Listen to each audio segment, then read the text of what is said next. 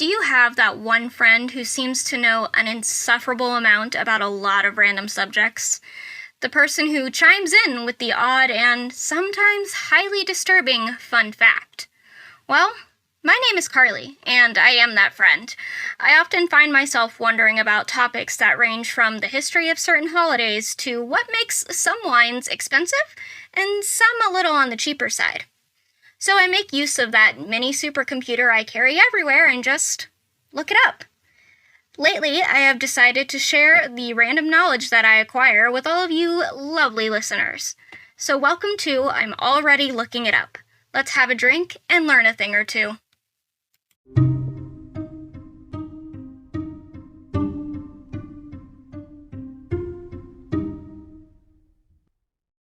Hello. You're listening to I'm Already Looking It Up, the podcast where I, your host, research a random topic and tell you, my lovely listeners, all about it. So without further ado, let's get started.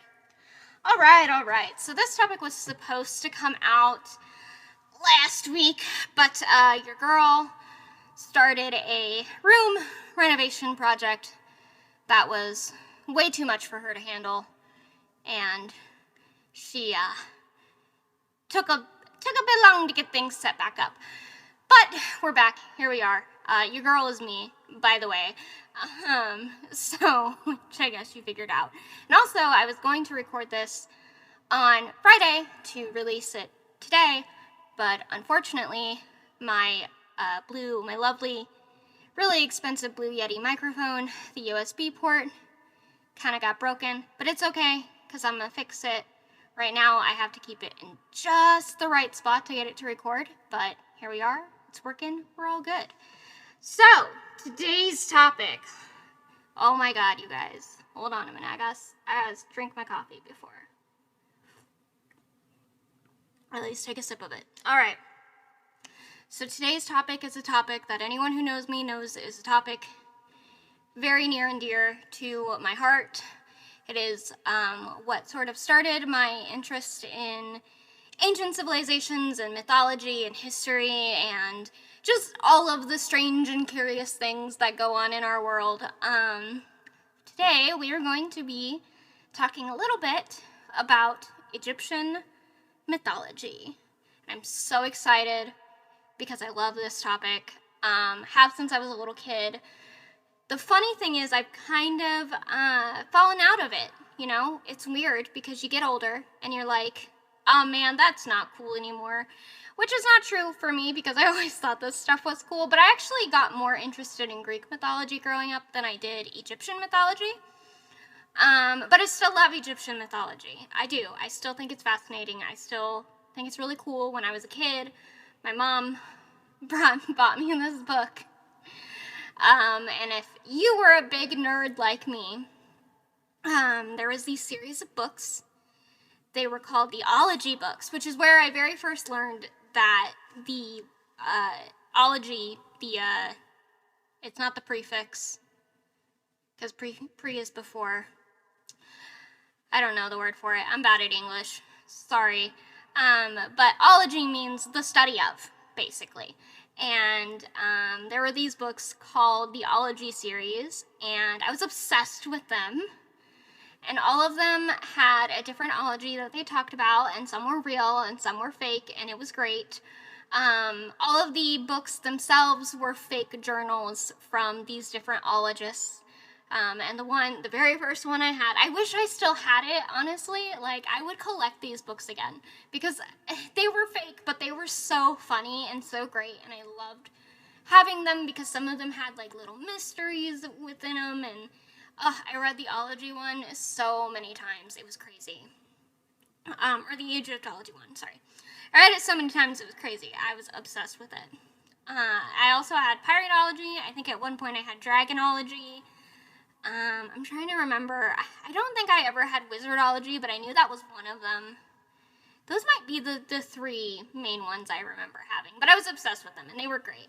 The Egyptology one, it did talk a little bit about Egyptian mythology, but it also talked a lot about this person who wrote it, in quotes, wrote it, was a researcher who had been cursed by this tomb or whatever, and honestly, I'd like to go back and look and see if there's any, like, little grains of truth hidden in there, because obviously, like, curses are probably not a thing. You never know. The world is weird. Could be.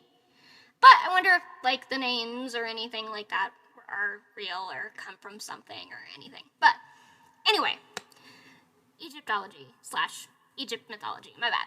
I didn't mean to say Egyptology. It's not the same thing. It's very different.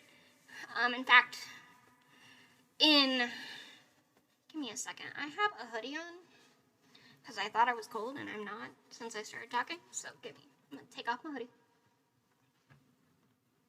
Okay, so Egypt mythology. Ever since I was young, I actually wrote a script this time. I'm kind of proud of myself.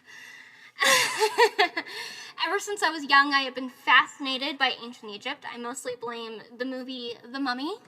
If anybody's ever seen that movie, and if you've never seen that movie, oh my god, such a great movie. Please watch it.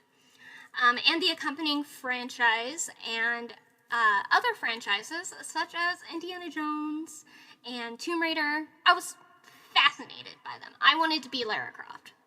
The Tomb Raider games are my favorite. Like, one of my favorite video games, hands down. But I wanted to be Lara Croft. I wanted to be Evie from The Mummy. I wanted to be Indiana Jones. And now, as an adult, I have found that this fascination with Egyptian mythology and Egypt in general is actually quite widespread. Probably some of this is due to the franchises mentioned above, but the study of ancient civilizations has always been a popular topic throughout history. Even the ancient Greeks were interested in the Egyptian civilization, that existed a decent amount of time before them. So when it comes to my specific fascination with the topic, I am mostly interested in mythology, as I typically am when it comes to ancient civilizations. That's kind of my bread and butter. So for this episode, I wanted to give a very basic rundown for Egyptian mythology. The Egyptians saw divinity in literally everything: the Nile River, the desert, vegetation, the sun, the moon, the stars, animals, kings, birth, and death. And as such, they created a vast multitude of gods to correspond with what they considered was divine. So, there are hundreds of gods, and many of them have more than one name. So navigating the pantheon can be a little confusing. And to add to that, the gods change over time due to political and priestly pressures, sometimes bringing in new gods and putting the old ones to the side. And to add to that, religion is also local. So gods and traditions in one area may be completely different in another area. So it's a lot, but today we will discuss the basic gods that most people who know anything about Egyptian mythology know, and some of the more common myths and legends, specifically two myths and legends. Two myths. The creation myth, which is a very important part in any mythology. Gotta have a creation myth, gotta know what happened, how the world be the world. And then there is another myth that is very popular in Egyptian mythology and often cited, which is the story of Osiris. So we're going to talk about both, and I'm going to talk about the main gods that most religions in Egyptian mythology use or worship or know of. Kind of the common ones. Like I said, there are literally hundreds. Even in Greek and Roman mythology, there's literally hundreds of gods to everything. But you have your top ones. In Roman and Greek mythology, you have your top 12. Actually, I'm not sure if in Roman mythology it's a top 12 or if there's more. But I know for Greek mythology, there's kind of a top 12. It's more of a top 13, technically, but usually 12 gods are cited as the main ones. Anyway, in Egyptian mythology, the pantheon of gods, eat your heart out, Greek mythology, there are 18 principal Egyptian gods. Now this does count pairings of gods. I counted each god separately. So there is, like, maybe it's not exactly 18 in the way Egyptians think of it, but it is 18 beings that are gods, but some of them are kind of paired together. So let's get started. I'm going to take another sip of my coffee. Oof, that's good stuff. All right, so there are 18 principal Egyptian gods, like I said. Ra, that's the one most people know, is the great sun god of the I know how to say this, Heliopolis, nailed it. A child in the early morning, a man in his prime at noon, and an old man in the evenings. Ra journeyed through the underworld at night to be reborn at dawn. His head was crowned with a solar disk upon which rested the sacred asp, destroyer of the gods' enemies. Of course it would be a snake. It's always a snake. If I edited these at all, I would put in the little clip of Indiana Jones saying, "Why is it always snakes?" So, which is interesting. When I read this, I was like, oh my god, weird. Because it says, as I just read, a child in the early morning, a man in his prime at noon, and an old man in the evenings, journey through the underworld at night to be reborn at dawn. That's kind of neat, because it kind of goes along with the very well-known riddle. Now, when you think of riddles, this is like the riddle, which is what creature walks on 4 legs in the morning, 2 in the afternoon, and 1 in the evening. And I think, and I could be very wrong about this, and I should look it up and cite it if I do find it. But I do remember at one point looking up that riddle and looking up what the actual answer was, because a lot of people say man, which makes sense for the most part, even though it's kind of antiquated. But Ra could also be an answer to that, the god Ra. But I don't know if that's like actually a real answer, but I do know that is like, that's the riddle. Everybody knows that riddle. Okay, so the next two, Shu and Tefnut, and I hope I'm saying this correctly. If I'm not, I'm so sorry, were Ra's children. Shu was the god of air, held up in the sky, and was represented with an ostrich feather on his head. His sister and wife, don't think too much about it. Tefnut was a goddess of dew and rain. She was represented as a lioness or as a woman with the head of a lioness. So, dope. I'm pretty sure I've seen images of that before as well. Like I said, I used to be super obsessed with the Egyptian mythology. Not as much anymore as an adult. I should get back into that though, because that stuff is totally cool. Geb and Nut, or Jeb and Nut, I could be saying that wrong, I'm so sorry, were the offspring of Shu and Tefnut. Geb or Jeb was the god of earth, while Nut was the sky goddess. Jeb was usually shown as a prostrate man, and Nut arched over him as a woman or a cow. They were separated by their father Shu. Osiris was the first child of Geb and Nut, a god, it's probably more like Nut. It's probably Nut, now that I think about it. A god of nature and vegetation, but also the judge of the dead and in the underworld. He was instrumental in civilizing the world, yet was murdered by his envious brother Set. I do know that one. Osiris was shown as a man in mummy wrappings, crowned with a mitre and 2 ostrich feathers. There you go. That's Osiris. And this next one is why I know anything about Osiris, which I don't remember most of, to be fair. Isis, which I thought was a cool name as a kid. That was in the Egyptology book that I had. So, Isis, the daughter of Geb and Nut, was the faithful wife of Osiris and a beneficent sorceress. She enjoyed a large cult in antiquity and was represented with a throne on her head. Dope. Set was Osiris's evil brother, the incarnation of wickedness and sterility. He was depicted with a beastly head and tail. Doesn't say which beast. All right. Horus, which is another one I think is very common that most people know. The falcon-headed son of Osiris and Isis, was dedicated to avenging his father's murder. Horus. I know that one mostly because of the mummy. And also Anubis, which is another common one. The jackal-headed son of Osiris, and Nephthys? I hope I'm saying that right. Nephthys prepared the dead and ushered them into the underworld. So, Anubis. I like Anubis. He's dope. Thoth was the god of learning, a benefactor to gods and men.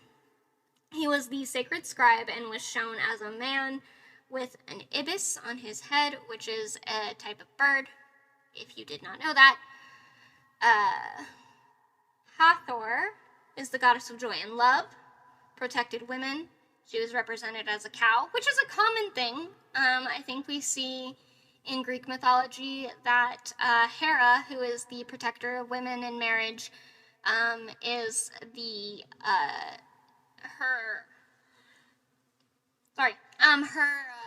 sacred animal. One of her sacred animals is a cow. I think each god has several sacred animals, but one of them is definitely a cow, because I remember this game when I was a kid called Herc's Adventures. I brought it up before. It was one of my favorite games. I really should play it again and see if I can actually beat it, because you can get it on PlayStation for $5.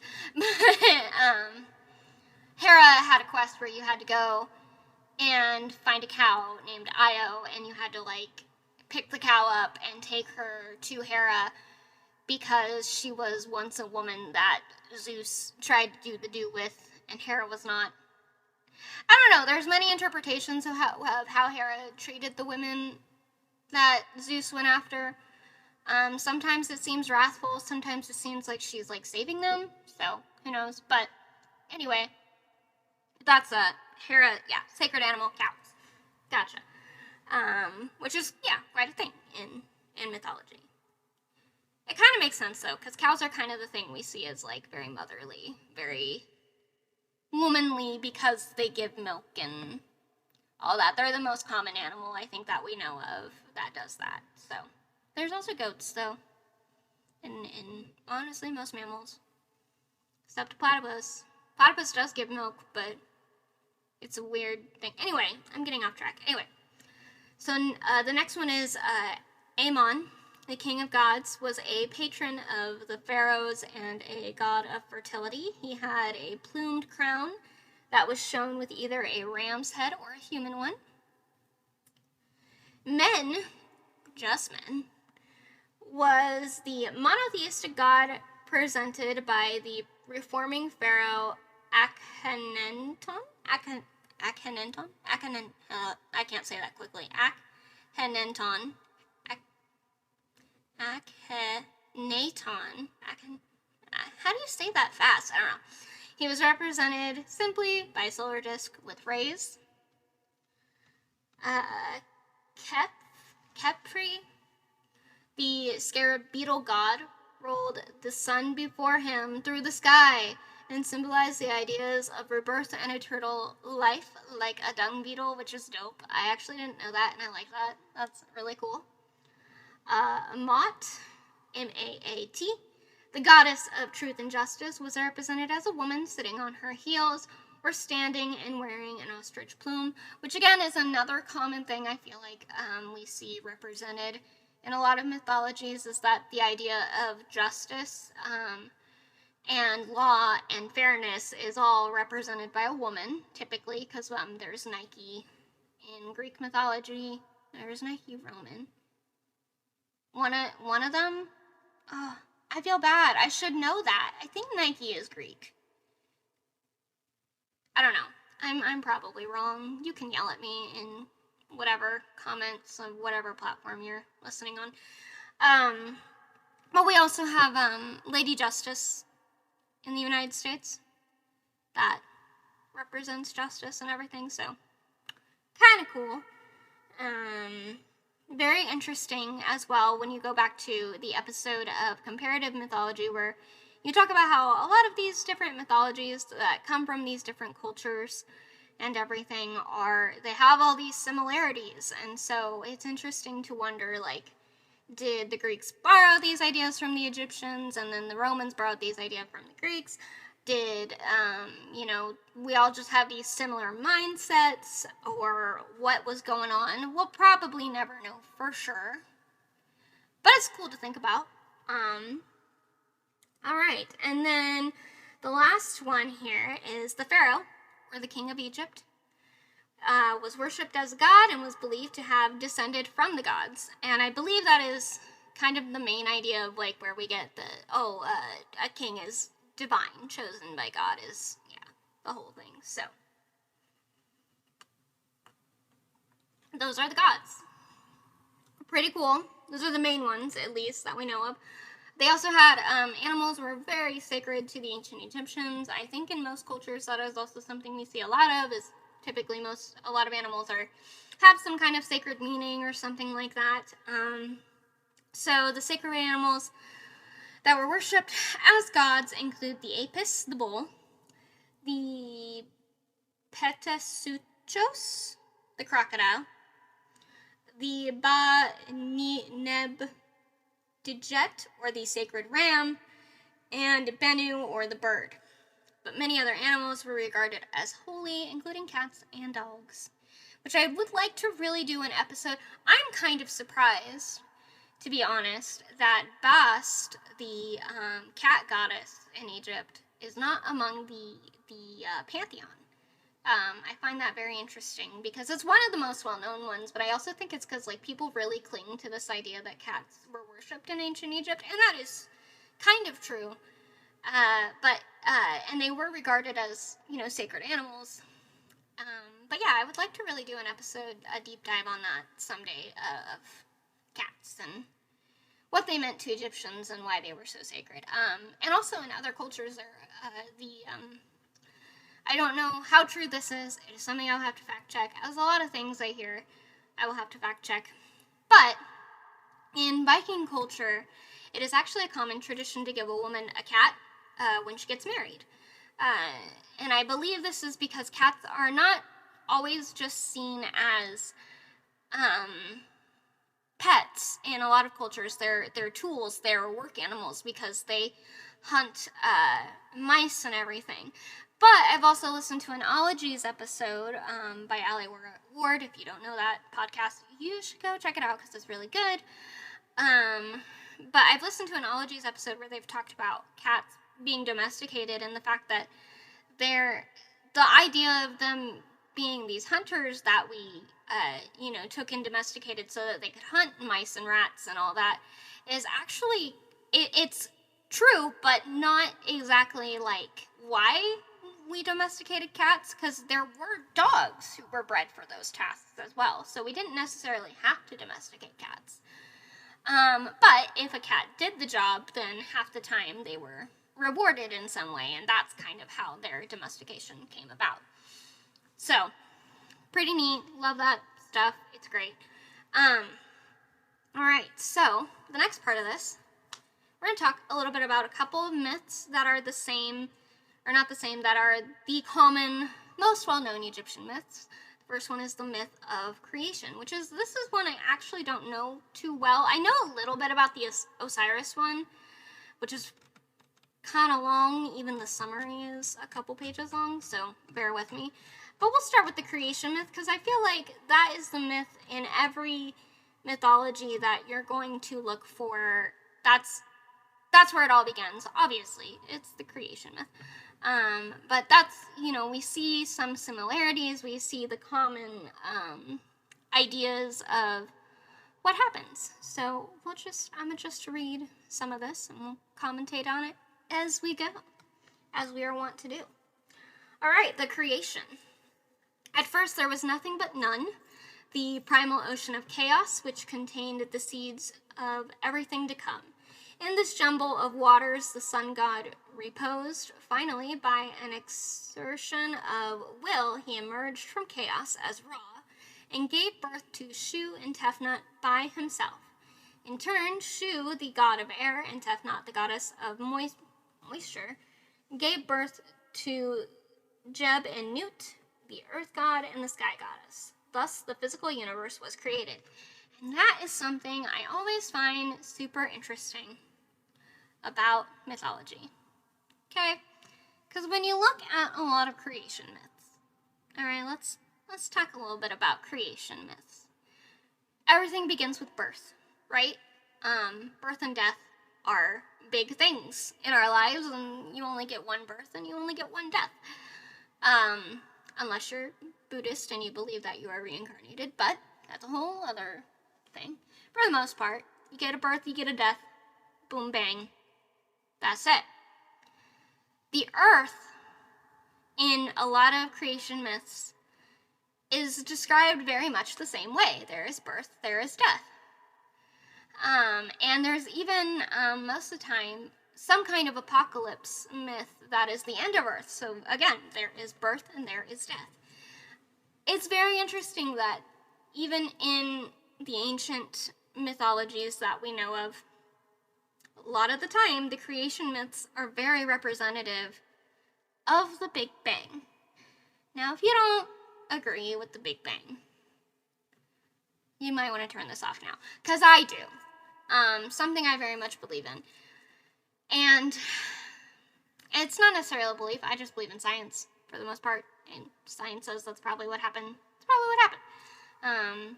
I don't know a lot about science, to be honest. I love science, I think it's fascinating. But, yeah. So, if you take this first paragraph and you kind of think about it, so this primal ocean of chaos, which contained the seeds of everything to come. So think of that as the primal ocean of chaos is space, where there's nothing, right? But it contains these seeds, which they jumble up together, and by exertion of will, the sun emerges from the chaos as Ra, the sun god, and he gives birth to the earth. And he gave birth to Shu and Tefnut by himself. Shu is the god of air, Tefnut the god of moisture, which you bring those two together. And they give birth to Jeb and Nut, which are the earth god and the sky god. So it's very Big Bang-ish. It's really cool, though, to think about, because even in these ancient societies, in ancient Egypt, there was still this thought that there was this explosion of something happening. Whether it's the birth of Ra or the Big Bang, whatever you want to call it, it's there. And it's the same thing in Greek mythology, right? Because we have these births and deaths of the 12 gods. I mean, obviously, they weren't 12 to start, because you started out with Zeus, who rescued, Poseidon and all of them from the father who ate them, and then they create the earth, and the earth is Rhea, Rhea is not the earth, I'm sorry. Rhea is the wife of Thantos? Nope, that's not right. What the hell is his name? Titan man. Can't think of it right now. It's not Thantos. Something. Tartarus is where he is. He's the god of time. Whatever his name is. You're not the god of time. I don't know. Anyway. But there is this birth. There is this big boom. This thing that happens that creates everything, right? Hello? Guys. When we go back to comparative mythology, there's so many similarities. It's crazy. It's crazy. I love it. I love it so much that in a world where we have so many of these cultures and diversity, there is still this, these basic thoughts that, we had to come from somewhere. And even in biblical mythology, I'm sorry, the Bible is a list of mythology. Whether it happened or not is up for debate. We do know that for sure there was a man named Jesus Christ who lived in the time period that makes sense for Jesus Christ to live in. But that's neither here nor there. Even in the beginning there was nothing, and then God said, "Let there be light." How is that not the same as in the beginning, there was this primal ocean of chaos. And then, Ra, the sun, the literal sun, emerged. I'm getting a little emotional. But this is so cool. Like, you can't help but make these comparisons and look at things. And yes, I say, people argue that God created the earth in 7 days, but again, you have to argue that amount of time. Maybe 7 days to God is not 7 days to the earth. We don't have that,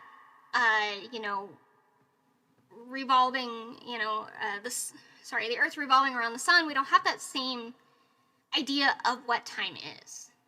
So, anyway, I think that's really a cool way to think about it, in that, we live in such a world with all these diverse cultures and different mythologies and different ideas, but we still have these, very core similarities.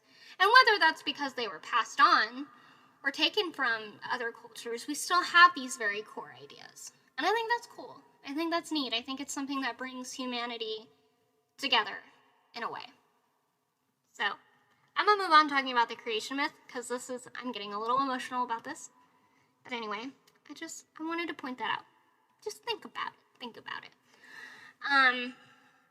So the next part of this myth, I really went on a tangent there. I'm so sorry. The next part of this myth is men were created from Ra's tears. Eons passed and Ra grew decrepit, so the ungrateful race of men plotted against Ra. When Ra learned of these plots, he angrily called a council of the gods. The gods decided that mankind must be destroyed, so we have a death. And Ra dispatched the goddess Hathor to wipe out humankind. Hathor did an effective job, killing men by the tens of thousands until only a tiny remnant was left. Then Ra relented and men were spared. But Ra was thoroughly sick of the world and retreated into the heavens, leaving Shu to reign in his place. At that time, the present world was established. Okay, so also, we have a pre-death. I know I said you only get one death, but this is more of a, haha, I almost wiped you out, but I didn't. Think of the meteor that wiped out the dinosaurs. Think of how we've had several of apocalyptic events in the past, such as ice ages and volcanic eruptions and all these things, and ta-da, here we are. It's still in this mythology, and it's fascinating. It's almost like there were these scientists in Egypt who had these ideas, and they were like, this is what happened. And then they explained to people what happened, and it was almost too much for people to swallow. And now it's condensed down into this very story version of everything. And it's just interesting. You have to wonder what was going through their minds, how they knew this, or where it came from. It's just so cool.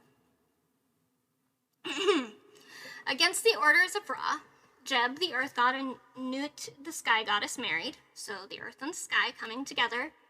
Then Ra, in his wrath, ordered Shu, the air god, to separate them. Shu defeated Jeb and raised Nut aloft, so the sky is over earth, separating them permanently. However, Nut was pregnant, and Ra had decreed that she could not give birth in any month of any year. Seeing her plight, the god of learning, Thoth, gambled with the moon for extra light, and thus was able to add 5 extra days to the official Egyptian calendar of 360 days. On those 5 days, Nut gave birth to Osiris, Horus the Elder, Set, Isis, and Nephthys successfully. Osiris became the incarnation of good, while Set became the embodiment of evil. So that's interesting because we have a good and bad, which is not necessarily seen so much in Greek mythology, I will point out, because you might think Hades, the god of the underworld.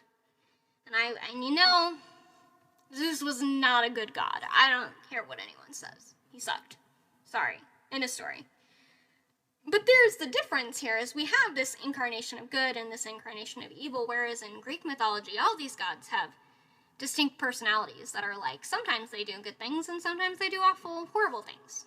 So that's a separation that's kind of neat. Okay. See, Osiris became the incarnation of good, while Set became the embodiment of evil. In this manner, the two poles of morality were fixed once and for all. There you go. Very, very biblical, almost, if you think about it. The devil could be Set. God could be Osiris.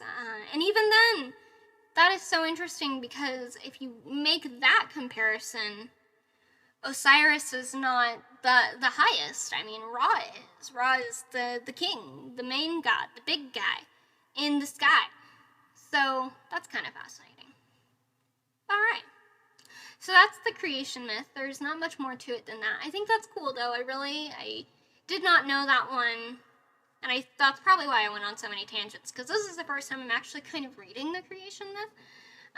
Again, and I probably read it when I was a kid. I just probably didn't retain it, because I moved from Greek mythology, or from Egyptian mythology to Greek mythology as a kid. Kind of stopped learning about Egyptian mythology. I really need to get back into that, because it is fascinating. It is very cool. So, but that's the creation myth. So next we have the Osiris myth, which is very popular in Egyptian mythology, and it's pretty long, so this will probably be the last thing I talk about, because I'm probably going to have a few things to say as we go. But here we go. Alright, the first son of Geb and Nut, Osiris, was tall, slender, and handsome, with jet black hair. I thought there was going to be more description, but that's it. When his father, Geb, gave up the reigning power over Egypt and retired into the heavens, Osiris took over the kingship and married his sister, the beautiful Isis. Love that name. I would name a cat Isis. I don't think I'd name a child Isis, but I would name a cat Isis. Under his wise authority, the Egyptians were did I ever name a cat Isis? Okay, sorry. The Egyptians were persuaded to renounce cannibalism. Oh, okay. He taught them farming and the pleasures of music, and he framed a just legal code for them. Egypt flourished peacefully under his rule. Osiris, great guy. We love him. Good dude. Did great things.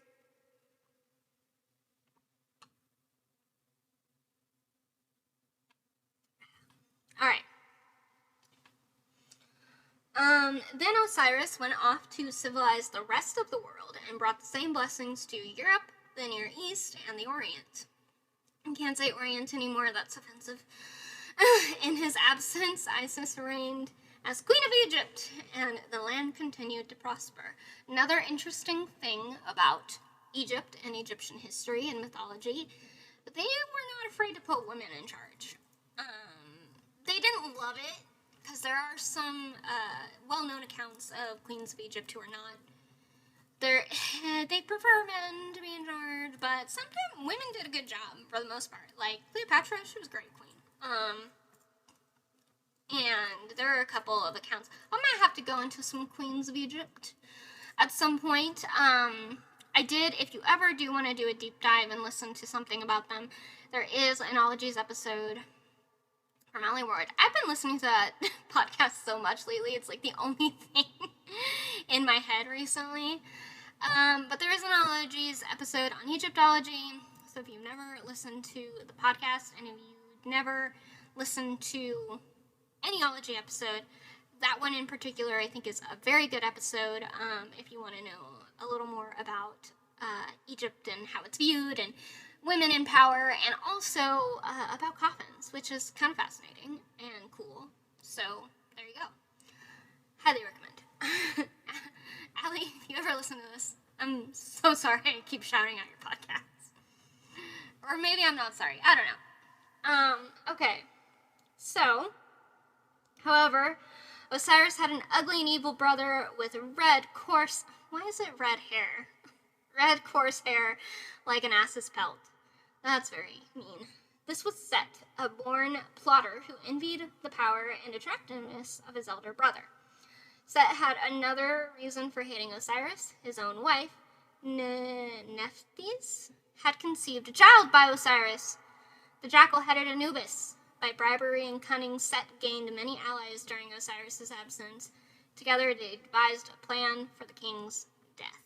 Okay, that's neat.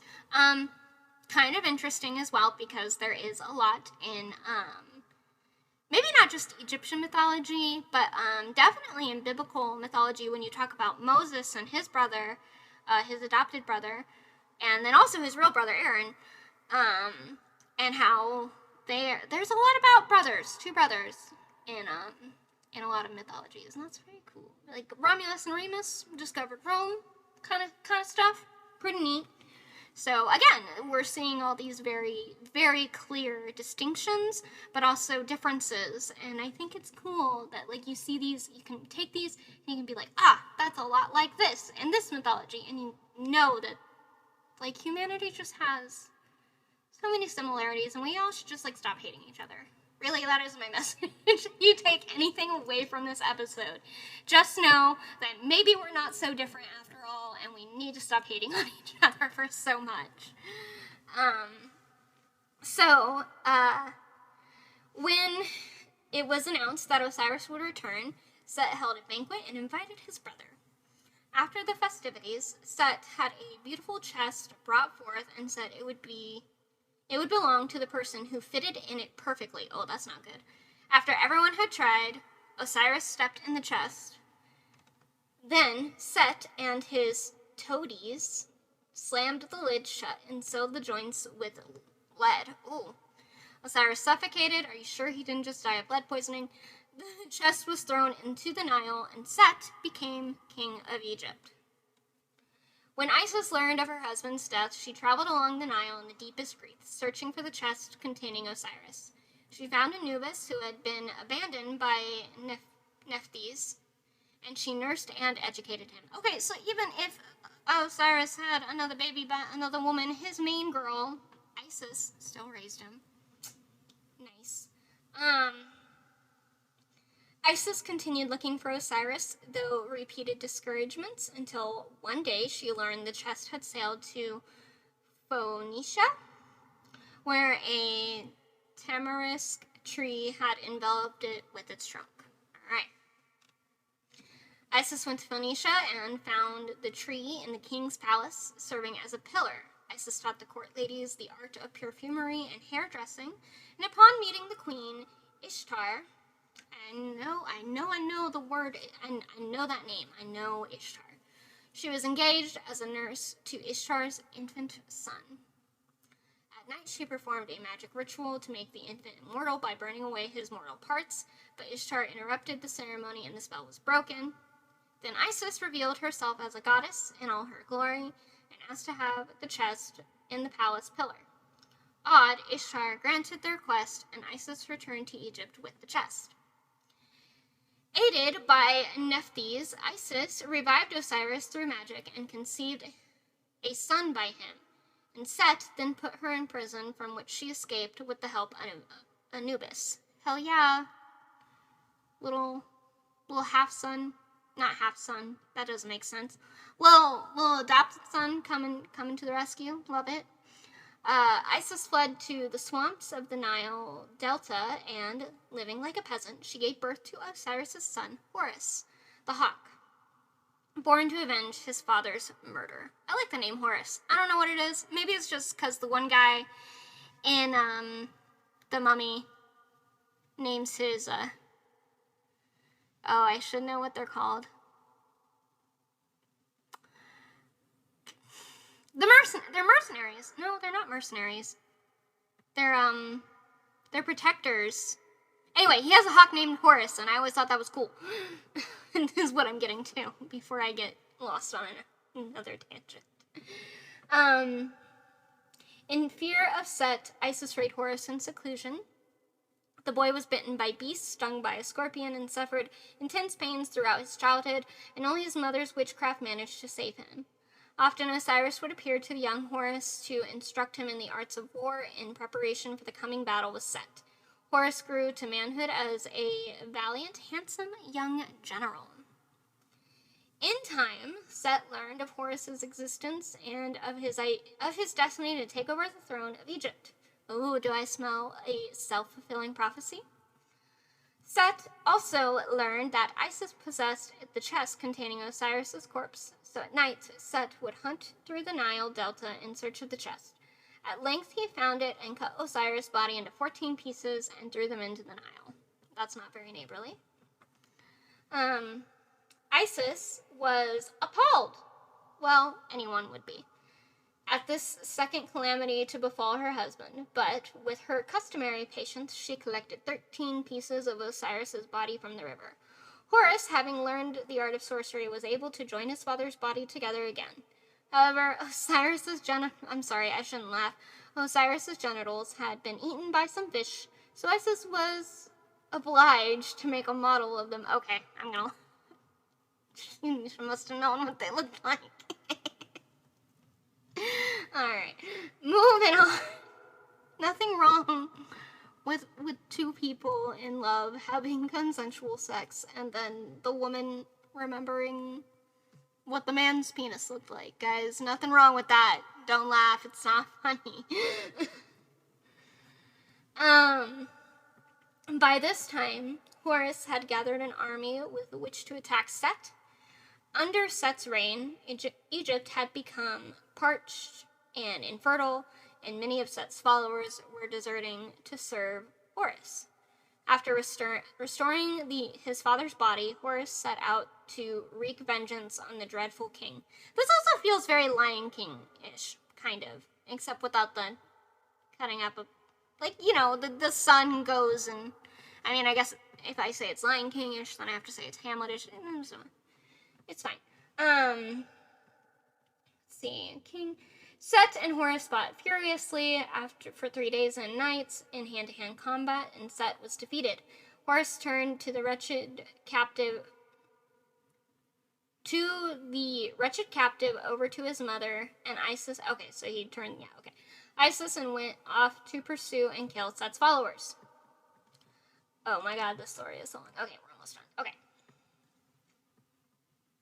Set seemed merely pitiable in chains, and using all his powers of persuasion, he talked the forgiving Isis into releasing him. Oh, poor Isis.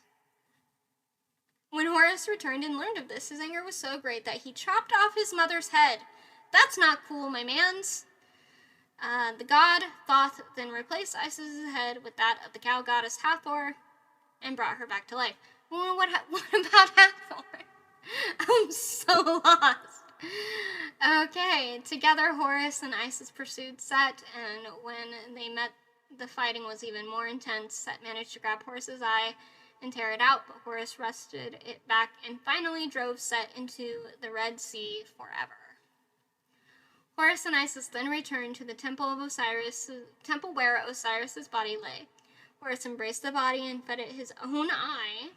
Alright, that had been torn out. Osiris revived as a truly godlike personage. Next, Horus prepared a ladder for his father to ascend into heaven. By this means, Osiris rose into the sky with Isis on one side of him and Nephthys on the other.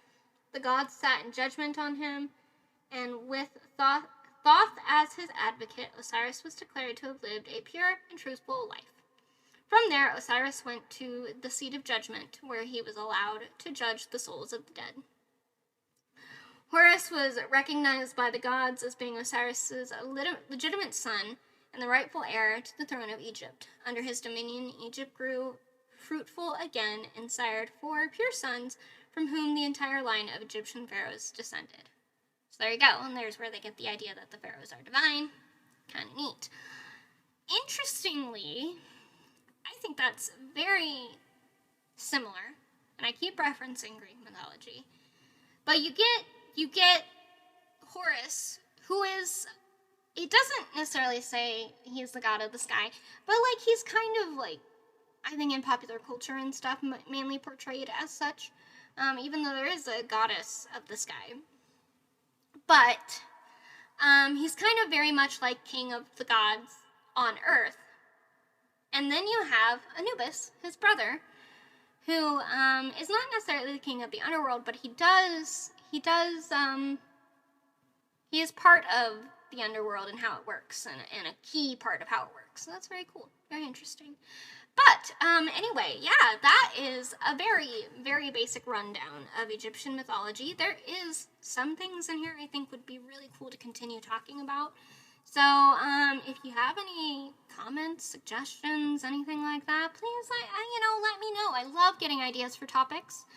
I love just honestly talking to people about this kind of stuff. It's pretty cool, and I find it very interesting. So if you ever have an idea that you think would be fun to at least discuss, I mean, you can find me literally all over the place.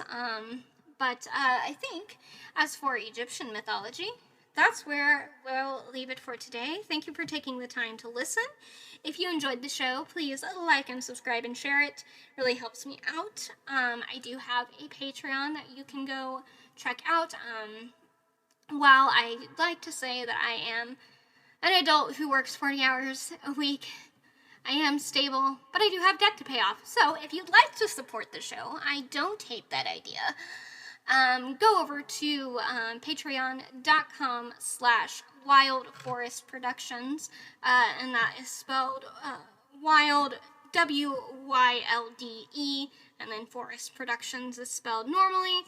So if you go over there and check that out, you can donate $1 a month. And help me kind of keep things going. Honestly, this show is produced and made for free by me, just out of passion.